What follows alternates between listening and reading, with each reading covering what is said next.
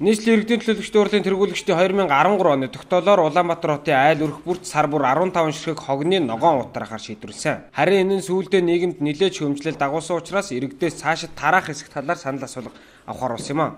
Энэхүү асуулгыг Монголын оюутны холбооны дэргэдэх Соргоо клубын 152 оюутан судлаачийг хамруулан ажилуулж айлуудаас цаасаар авахар болжээ. Нийслэлийн хэмжээнд 152 орны түвшин нэг хороонд бол дунджаар хүн амын өрхийн тооноос хамаарат 2-оос 4 судлаач явж энэ асуулгыг авч ажиллана.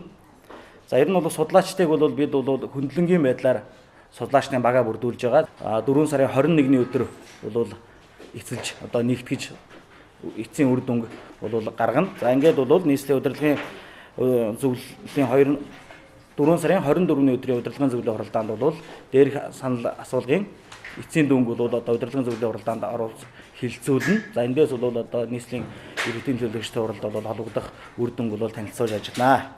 Өмнөх дугаар хязгаарлалтыг зохицуулсан шиг цахим хэлбэрээр жоохон мессеж хэлбэрээр яагаад авчуулаагүй юм бэ? Тэгээ одоо энэ 150 гаруй судлаачдыг явуулаад дээрээс нь дахиад энэ хөгжлийн судлаач гаргахаар энэ цахимжуулах шаардлага байна. Тэгэхээр одоо яг энэ судалгааг ингээд бүгд цаанд асуудлыг авахтай хичнээн хэмжээний төгрөг зарцуулах ийм тооцоо байна. За ер нь бол бид бол өмнө нь бол судалгааг бол олон янзаар авч үзчихсэн. Ингээд аваад үзэхээр үндсэндээ бол нэг л зүйлэг дээр бид нар эцэлд шийдвэр гаргасан байна. Яагаад гэвэл Улаанбаатар хотын хэмжээнд онлайн орчинд ажилладаг амьдардаг улсуудын бол их цөөхөн хувийг эзэлдэг. Да ялангуяа энэ ажил маань өөрөө бол Улаанбаатар хотын гэр хороол, байшин хороол гэдэг ингээд яг тухайн орчинд тухайн иргэд хороонд хурж ажиллах ёстой учраас яг тухайн хороон дээр байгаа иргэдийн саналыг авах үүднээс бид бол яг гэр гэрээр нь очиж авъя.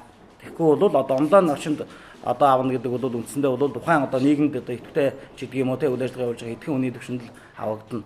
Тийм учраас бид бол яг энэ бүх нийт массыг хамруулахын тулд бол яг санал асуулгын анкетаар тухайн хүн бүр дээр нь авч ажиллая гэсэн байгаа.